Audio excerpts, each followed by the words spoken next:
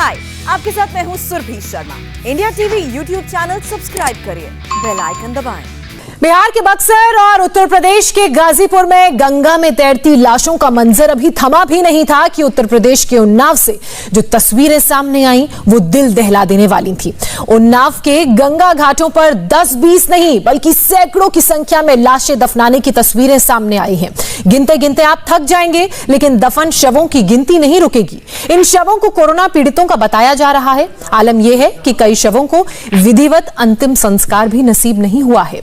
लकड़ी नहीं मिलने या फिर दूसरी परेशानियों के कारण लोग अपनों के शवों को रेत के नीचे दफन करने को मजबूर हैं। तस्वीरों में आप देख सकते हैं, ये उन्नाव के रोतापुर घाट की तस्वीरें हैं जो आप देख रहे हैं। कई जगह तो ये समस्या पानी आ जाता है। तो उन्नाव के रोतापुर घाट की ये तस्वीरें आप देखिए, कितनी ज्यादा संख्या में यहां रेत के नीचे शवों को दफनाया गया है और देखिए अच्छे से शवों को दफन भी नहीं किया गया है।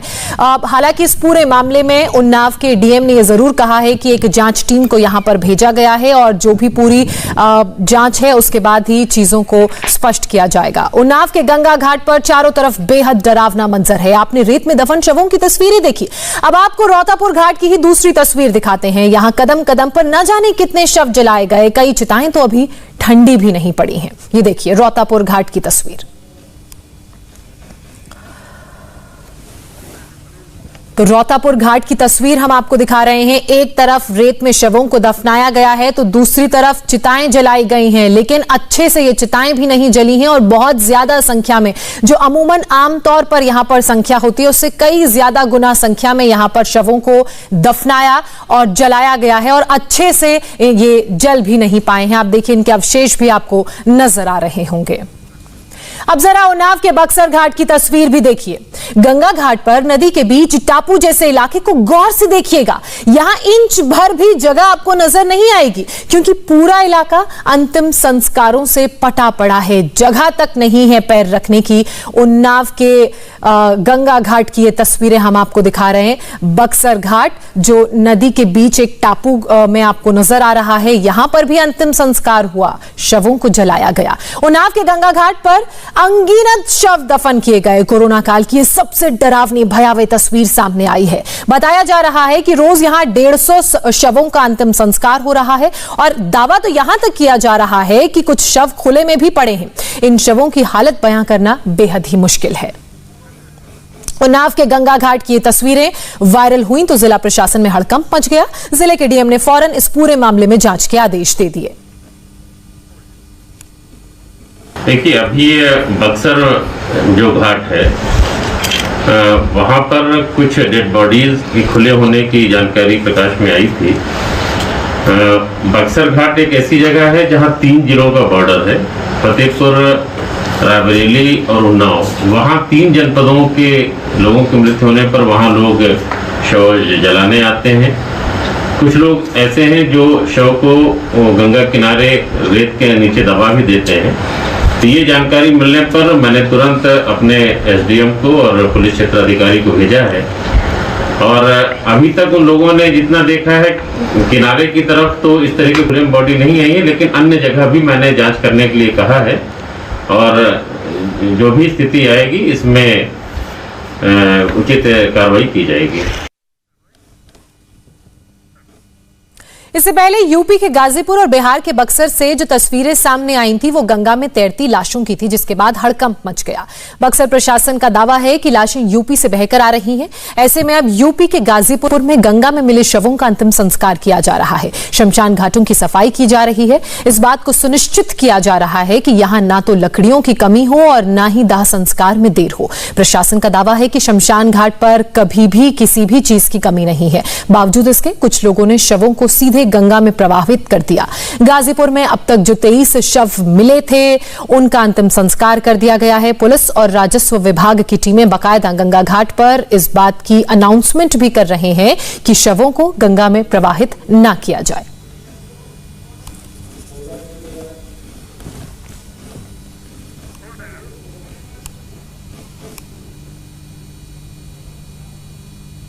नदी में प्रवाहित नहीं की जाएगी, इस चीज को आप लोग सुनिश्चित कर लीजिए। क्योंकि ये नदी में प्रवाह हो रहा है 100 इकट्ठा चले जा रहे हैं, कहीं किनारे लग जा रहे हैं 50, 100, 150, 100, जो कि बहुत भयावह स्थिति पैदा हो रही है। तो सभी लोग ध्यान दें, कोई भी 100 आप लोग ला रहे हैं तो 100 को बढ़िया से या तो आप लोग मुखाग्नि देकर उनको जला दीजिए अथवा नदी के किनारे उनको दफना दीजिए उचित खुदाई करके। ऐसे नदी में मत प्रवाह करिए, या तो फिर अधजला 100 भी न प्रवाहित करिए आप लोग। दाह संस्कार के अलावा कोई भी जल प्रवाहित नहीं करेगा। आप लोग भी ध्यान रखें, यदि बाहरी लोग ला करके कोई जल प्रवाहित करता है उसे जागरूक करें, नहीं मानता है हम लोगों को सूचित करें। राजस्व टीम व हमारी पुलिस टीम गंगा के तटों पर बराबर निगरानी कर रही है, सूचित करें। यदि कोई गरीब असहाय है जिसके पास दाह संस्कार की व्यवस्था नहीं है तो वह स्वयंसेवी संस्थाओं को या हम लोगों को सूचित करें, उसको समुचित व्यवस्था की जाएगी। किसी भी दशा में जल प्रवाह नहीं किया जाएगा। और अब सीधे चलते हैं मेरे सहयोगी अजय कुमार के पास, उनके साथ जुड़ रहे हैं यूपी के स्वास्थ्य मंत्री जय प्रताप सिंह लाइव। धन्यवाद ज्योत्सना। हमारे साथ उत्तर प्रदेश के स्वास्थ्य मंत्री जय प्रताप सिंह जी मौजूद हैं। जय प्रताप जी, सबसे बड़ा सवाल आज पूरा देश यही जानना चाहता है कि जिस तरह से बड़े पैमाने पर गंगा में और अन्य नदियों में बहती हुई लाशें मिली हैं, लाशों की इतनी बड़ी संख्या है, ये कहां से आ रही हैं, कैसे हुआ ये सब कुछ? जी, आपके चैनल के माध्यम से जो दृश्य दिखाया गया है ये बहुत ही भयावह है, बहुत दुर्भाग्यपूर्ण है कि आज के कोविड की बीमारी के समय में इस तरह के मृत्यु हो रहे हैं और मृत्यु को दफनाने के लिए इस तरह के दृश्य आपके सामने दिखाया जा रहा है। हमारी जानकारी जहां तक है, ये जो जिलाधिकारी ने बोला और जो शासन के तरफ जो निर्देश गए हैं, इतनी हमारी जानकारी है कि गंगा जी के किनारे जितने भी जनपद हैं सभी जिलाधिकारी को बता दिया गया है कि अपनी टीम लेके किनारे किनारे जाके चेक करें, अगर इस तरह की व्यवस्था है तो उसको निकाल के उसकी पूरी अच्छी तरह से उसका अंतिम संस्कार करें और इसका पूरा रिपोर्ट लें कि किस किस ग्रामीण क्षेत्र से, किस एरिया से गए, कहां से आए, कैसे उनको वहां पर मृत्यु किया गया। ये पूरा एक जांच का विषय करने के लिए इसमें सभी जिला अधिकारियों को इस किनारे पर जितने भी जनपद पड़ते हैं उन सबको बता दिया गया। जय प्रताप जी, लेकिन ये 4 दिन से खबरें आ रही हैं, 3 दिन से तो हम इंडिया टीवी पर ही ये तमाम तस्वीरें दिखा रहे हैं और ये सवाल भी पूछ रहे हैं कि इतनी बड़ी संख्या में लाशें आ रही हैं, लोग बाहर रहे हैं क्योंकि लोगों की मृत्यु कोरोना की वजह से हो रही है, उन्हें इलाज नहीं मिल रहा। ऐसा कैसे हो सकता है कि सरकार को इसकी कोई जानकारी ही ना हो? इसमें 2 प्रकार के इलाज है। एक जो एसिम्प्टोमेटिक होते हैं, और आप भी इस बात को जानते हैं कि कोविड क्योंकि 1 साल से ऊपर हो गया है और इस बार जो कोविड ने बदलते हुए अपना स्वरूप दिखाया है, जो म्यूटेट हो गया है, इसमें अधिकांश लोग जिनको होता है वो नेगेटिव पाए जाते हैं। गांव में जो हम भी देख रहे हैं कि गांव में नेगेटिव होता है, एंटीजन नेगेटिव होता है, आरटीपीसीआर भी नेगेटिव आता है। मामूली सा सर्दी जुकाम के देखते हुए और इधर मौसम के परिवर्तित होने के नाते बहुत सारे गांव इसका चिंता नहीं करते हैं और पहले भी होता था, आज भी होता है, परंतु इस म्यूटेंट वायरस की वजह से ये हफ्ता 10 दिन के अंदर वो उसको सांस फूलने लगता है, फेफड़े में संक्रमण हो जाता है और जब तक वो सोचता भी है कि हम किसी अस्पताल पर जाएं या डॉक्टर तक मिले तब तक उसकी मृत्यु जाती है। इतने तेजी से ये फैला हुआ वायरस, इसके कारण से बहुत सारी चीजें हम लोग के संज्ञान में नहीं आता है। लेकिन ये तो संभव नहीं है ना, हम तमाम चैनल इस तरह की तस्वीरें, हृदय विदारक तस्वीरें प्रस्तुत कर रहे हैं। अंतर्राष्ट्रीय मीडिया में इन तस्वीरों को दिखाकर पूछा जा रहा है कि डबल इंजन की सरकार है उत्तर प्रदेश में और उसके बाद भी यह स्थिति है। लाशों का नदी में इस तरह से बहना, इससे दुर्भाग्यपूर्ण और बात क्या हो सकती है? नहीं, इसीलिए मैं आपसे कह रहा हूं कि 5 तारीख के बाद जब पंचायत चुनाव समाप्त हुए, हमने अपना अभियान स्थिर गांव में हमने शुरू किया और गांव में हमारे निगरानी समेत आशा वर्कर, आंगनवाड़ी वर्कर, आरा टीम, मैन पावर बढ़ा के हमने जितने भी दवाइयां सीधा उनको पहुंचाना प्रारंभ किया जिनको मात्र सर्दी जुकाम बुखार के लक्षण थे। हमने उनका टेस्ट बाद में कराया, मगर हमने कहा पहले इन सभी लोग को, क्योंकि इसी तरह वायरस जब फैल रहा है तो ज्यादा से ज्यादा हम लोग ने 5 तारीख से लेके आज 13 तारीख हो गया है और अभी ये अभियान अभी हमारा 17 तारीख तक चलेगा। लगातार एक एक गांव को टच करना, उनके वहां पर चिन्हित करना, निगरानी समेत नए प्रधानों के माध्यम से ये लगातार हम लोग कर रहे हैं और कम से कम 1.5 लाख से ज्यादा किट हम बांट रहे हैं, प्रतिदिन हम बांट रहे हैं, ताकि ये सुनिश्चित हो जाए कि जिसको थोड़ा सा भी अगर सर्दी जुकाम हो रहा है वो तत्काल वहीं पर हम रोक दें और वहां पर काफी हमको इसमें अच्छा वो भी मिला है। जयप्रताप जी, इसमें कोई शक नहीं कि सरकार अपनी तरफ से कोशिश कर रही, लेकिन ऐसा लगता है कि यह कोशिश बहुत काफी नहीं है। जितने बड़े पैमाने पर लाशें दिख रही हैं, स्पष्ट है कि मौतें बहुत बड़ी संख्या में हो रही हैं। तो जिला प्रशासन को इसकी जानकारी न होना क्या ये कमजोरी नहीं है? कई जगह तो ये समस्या है, पानी आ जाता है तो खुद ही नहीं। जी जयप्रताप जी, मैं कह रहा था कि महामारी के सामने, मैं ये कह रहा था कि महामारी के सामने तो कितने भी संसाधन आप तैयार करेंगे वो कभी पर्याप्त नहीं हो सकता। ये तो माना हुआ चीज है। जो अनजान वायरस जब कभी आता है, किसी भी सदी में आता है, तो कभी उसके लिए पर्याप्त संसाधन नहीं होता है। जितना भी संसाधन या अनुभव हम प्राप्त करते हैं उसके आधार पर हम तेजी से उपचार की सामग्री हम तैयार करते हैं, संसाधन तैयार करते हैं और उसका बैकअप जितना भी हो सकता है उतना हम प्रयास करते हैं कि उससे हम इसको किसी तरह नियंत्रण में ला सकें।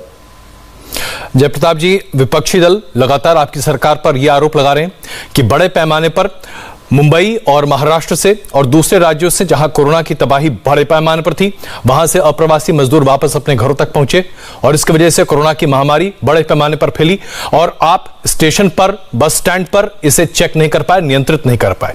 दूसरा आरोप आपके ऊपर यह लगाया जा रहा है कि आपकी मेडिकल व्यवस्था बिल्कुल खत्म है, धराशायी है और इसी वजह से गांव में जो कुछ हो रहा है आप उसे ना तो पता लगा पा रहे और ना उस पर नकेल कस पा रहे।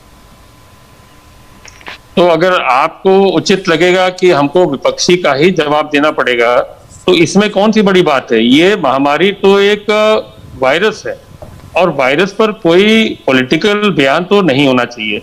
हम सभी इससे परेशान हैं, चाहे महाराष्ट्र हो, चाहे यूपी हो, चाहे पूरे देश के हर कोने में हर राज्य इससे लड़ रहा है और हर राज्य के सामने सेम प्रॉब्लम आ रहे हैं कि ऐसा नहीं कि किसी के पास अलग है। तो एक दूसरे के ऊपर इस तरह का आरोप लगाना, इससे कोई फर्क तो पड़ने वाला नहीं, वो वायरस तो कम होने वाला नहीं है। जितना समय वो रहेगा भारत में उतना समय वो रहेगा, जितना समय और बढ़ेगा, जिसको लोग बताते हैं कि अभी तीसरा फेज आने वाला, उसका अलग रूप होगा, हमको तब भी उसमें लड़ना पड़ेगा। अब ये कहना कि आपने, हम तो ये भी कह सकते हैं कि महाराष्ट्र ने पहले अपने यहाँ टेस्टिंग नहीं करा के वहां से भेज दी हमारे यहाँ होली में, तो हमारे यहाँ बढ़ गया। अब वापस जा रहे हैं तो कह रहे हैं कि हम टेस्ट नहीं करा रहे हैं तो उनके यहाँ बढ़ गया। ये कौन सी बात है भाई? अपने अपने राज्य में समस्या है तो अपना लड़े, अपना काम करें और अपने संसाधन बढ़ाएं, अपना टेक्निक करें, अपना कार्य प्रणाली बदले, अपना प्रबंधन करें जैसे हम लोग कर रहे हैं। हम कहाँ जा रहे हैं किसी के ऊपर आरोप लगाने के लिए? हम खुद ही इस समस्या से ग्रस्त है तो पहले हम अपने लोग को देखें कि हम दूसरे लोग के बारे में बयान करें। और दूसरा आरोप जो आपके ऊपर लगाया जा रहा है कि आपकी जो तमाम मेडिकल व्यवस्था है गांव में वो इतनी चरमराई हुई है कि इस बड़े लोड को आप झेल नहीं पा रहे।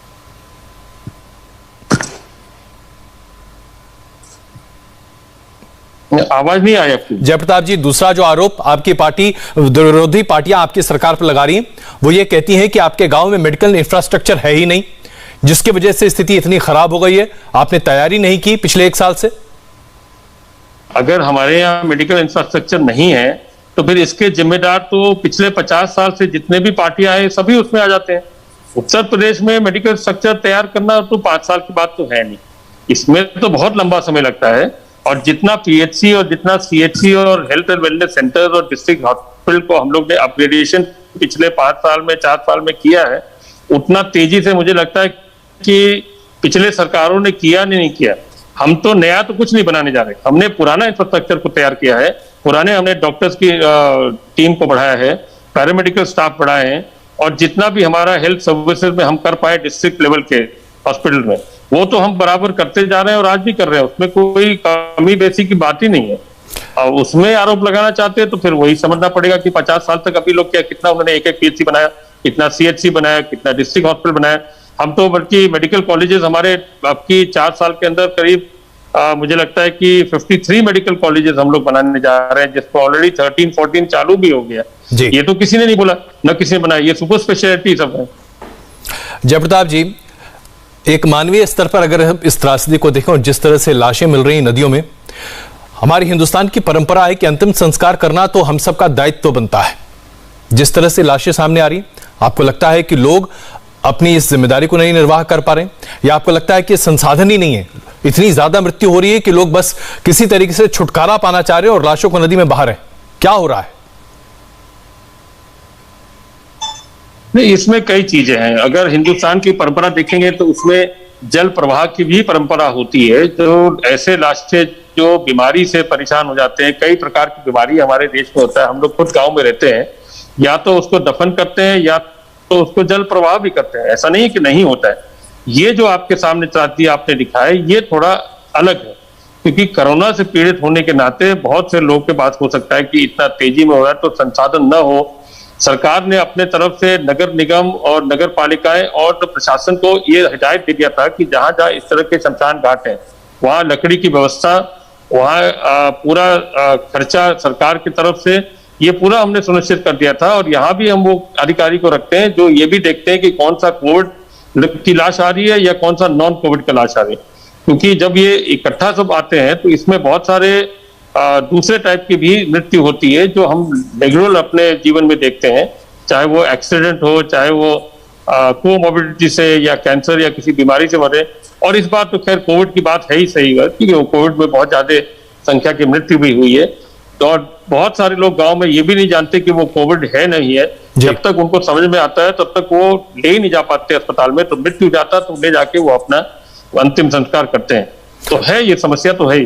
जयप्रताप जी, क्या ये सरकार की अब जिम्मेदारी नहीं बनती कि सबसे पहले कोरोना को लेकर गांव में अवेयरनेस बढ़े, टेस्टिंग बड़े पैमाने पर किया जाए, लोगों को इसकी जानकारी मिले और उसके साथ साथ दवा और बाकी मेडिकल सुविधाएं भी गांव में मिले? क्योंकि जिस तरह से गांव में इसका प्रचार हो रहा है और प्रसार हो रहा है, इसके बाद तो इसे रोकना बड़ा मुश्किल हो जाएगा। हम 1918 की त्रासदी एक बार फिर देखेंगे उत्तर प्रदेश में। जी देखिए, हमारा इसमें मेन बैकअप हमारा है कि टेस्टिंग और कॉन्टैक्ट ट्रेसिंग, दो चीजें अगर हम मेंटेन करेंगे तो हम पिछले बार भी इसको हमने मार्क किया था, इस बार भी हम कर सकते हैं। टेस्टिंग में हमने जहां हमारे पास जब मार्च 2020 में मात्र 70-72 टेस्ट होते थे हमारे यहाँ, जो NIV पूना से कंफर्म होता था, आज हम 2,50,000 2,97,000 तक भी हम पहुंच चुके हैं। 1,15,000 का हमारा RT-PCR टेस्टिंग है और हमारे हित में है कि जितना ज्यादा हम टेस्टिंग करके उन पेशेंट को चिन्हित कर लें, उसको अलग कर दे, उसका कॉन्टैक्ट ट्रेसिंग कर रहे, उसका हम कंटेनमेंट बनाए और उसको बिल्कुल अलग करके उसका ट्रीटमेंट करें, तभी हम सफल हो पाएंगे। कोई फिगर छुपाने से या कहने से कि कम हो रहा है, ज्यादा हो रहा है, उससे नहीं हो पाएगा। ये बीमारी है और बीमारी का जो भी हमने सीखा है 1 साल के अंदर, वही हमको करना पड़ेगा, ज्यादा से ज्यादा करना पड़ेगा। उसमें जो नई दवाइयां आई है या नया लाइन ऑफ ट्रीटमेंट आया है, वो ट्रीटमेंट अपने जगह पर हॉस्पिटल में चल भी रहा है, उसमें कोई दिक्कत नहीं है। ऑक्सीजन की किल्लत थी, क्योंकि पिछले बार से लेके इस बार हमने ये भी देखा कि वायरस की वजह से इस बार सीधा फेफड़ा में संक्रमण होने के नाते ऑक्सीजन की पूरी किल्लत पूरे देश में हो गई। तब केंद्र सरकार को आवंटन करना पड़ा हर राज्य को, और आवंटन के आधार पर हम लोग अपना मेंटेन करके चला रहे हैं। सभी लोग अपना परेशान है इससे, इसलिए इसमें टेस्टिंग सबसे हाईएस्ट होना चाहिए, कॉन्ट्रैक्ट ट्रेसिंग होना चाहिए और ट्रीटमेंट साथ साथ होना चाहिए। इसलिए हम लोग ने ग्रामीण क्षेत्र में भी बहुत बड़े पैमाने बढ़ाया है। अवेयरनेस तो हम पिछले साल से ही कह रहे हैं। बिल्कुल। जयप्रताप जी, एक आखिरी सवाल, क्या कमिटमेंट आप उत्तर प्रदेश की जनता को देते हैं? कितनी जल्दी गांवों में इस महामारी पर नियंत्रण पाने में आपकी सरकार सफल होगी? देखिए, डे टू डे हमारा टेस्टिंग कम से कम अभी हमारा पॉजिटिविटी रेट अभी उतना अभी थोड़ा सा हाई है अभी, और डे टू डे हमारा टेस्टिंग कम से कम 2,25,000 से 2,50,000 अभी हो रहा है। उसमें मैंने आपको बताया कि 1,15,000 हमारा RT-PCR भी है। तो टेस्टिंग करके चिन्हित करना, दवाई की पैकेट हमको गांव में पहुंचाना उन लोगों तक जिनके पास सर्दी जुकाम बुखार का जो पीड़ित है, वहां तक पहुंचाना है। और ज्यादा से ज्यादा टेलीकॉलिंग से इन होम आइसोलेशन और इन गांव के लोग को चिन्हित करके उनसे पूरा फीडबैक लेना कि किस तरह का उनका मरीज है। ये सिस्टम हमारा पहले भी डेवलप था, इस बार और बड़े पैमाने पर करने रहे, क्योंकि अब की पेशेंट की संख्या ज्यादा हो गई। तो इसको हम लोग पूरी जोर के साथ हम लोग इस बात को कह रहे हैं और कर भी रहे हैं, जिससे हमको एक एक पेशेंट आइडेंटिफाई हो जाए और उसको वही गांव में ही दवाई मिलने पर उसका रोकथाम वहीं पर हो जाएगा, उसको हॉस्पिटल आना नहीं होगा। तो हमें लगता है कि बहुत जल्दी इस पर भी हम कंट्रोल पा जाएंगे, क्योंकि आपने देखा भी है कि कई राज्यों में और उत्तर प्रदेश में भी काफी गिरावट आ रही है। ग्रामीण क्षेत्र में भी अभी 2-4 दिन से थोड़ा सा बढ़ा था, वो भी हम लोग कंट्रोल कर लेंगे और मुझे लगता है जल्दी इस पर हम नियंत्रण कर पाएंगे। बहुत धन्यवाद इस बातचीत के लिए और उम्मीद है कि आप अपने कमिटमेंट पर खरे उतरेंगे। जयप्रताप जी, जो कि स्वास्थ्य मंत्री उत्तर प्रदेश के, इस वक्त हमारे साथ मौजूद थे। अभी अभी केजरीवाल के मंत्री इमरान हुसैन पर दिल्ली हाईकोर्ट ने बड़ी खबर दी है। डिटेल्स इस छोटे से ब्रेक के बाद। हाय, आई एम सुरभि शर्मा। खबरों से अपडेट रहने के लिए India TV YouTube channel subscribe करिए, साथ में बेल आइकन जरूर दबाएं। जुड़े रहें इंडिया टीवी के साथ।